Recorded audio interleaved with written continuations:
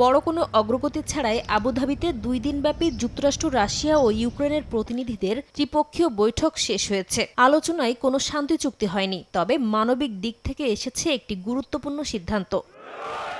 বৃহস্পতিবারের আলোচনায় বন্দি বিনিময়ের বিষয়ে সম্মত হয় রাশিয়া ইউক্রেন। এরপর দুই দেশই 157 জন করে যুদ্ধবন্দী হস্তান্তর করে। যুক্তরাষ্ট্র, রাশিয়া ও ইউক্রেনের প্রতিরক্ষা মন্ত্রণালয় বিষয়টি নিশ্চিত করেছে। ইউক্রেনের মুক্তি পাওয়া বন্দীদের মধ্যে বেআইনিভাবে সাজা পাওয়া সেনা ও বেসামরিক নাগরিক আছেন। চলতি বছর এটি দুই দেশের প্রথম যুদ্ধ বিনিময়। এর আগে গত বছরের অক্টোবরে সবশেষ বন্দি বিনিময় হয়।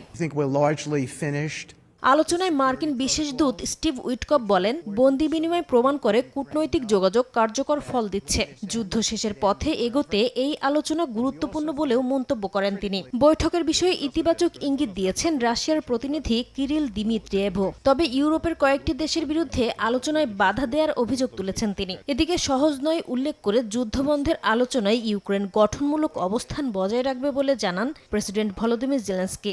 ক্লিংকার বেশি থাকলে সিমেন্ট বেশি খাঁটি। আনোয়ার সিমেন্ট। এমন পরিস্থিতিতে 2021 সাল থেকে বন্ধ থাকা উচ্চ পর্যায়ের সামরিক যোগাযোগ পুনরায় চালুর বিষয়ে সম্মত হয়েছে যুক্তরাষ্ট্র ও রাশিয়া।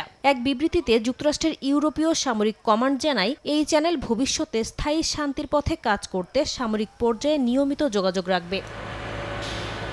এদিকে আলোচনার মধ্যেও থেমে নেই রুশ হামলা। কিয়েভে মস্কো ড্রোন হামলায় হতাহত হয়েছেন কয়েকজন। ক্ষতিগ্রস্ত হয়েছে আবাসিক ভবন ও শিক্ষা প্রতিষ্ঠান। এ অবস্থায় ইউক্রেনের জন্য 90 বিলিয়ন ইউরো ঋণ প্যাকেজের বিস্তারিত চূড়ান্ত করেছে ইউরোপীয় ইউনিয়ন।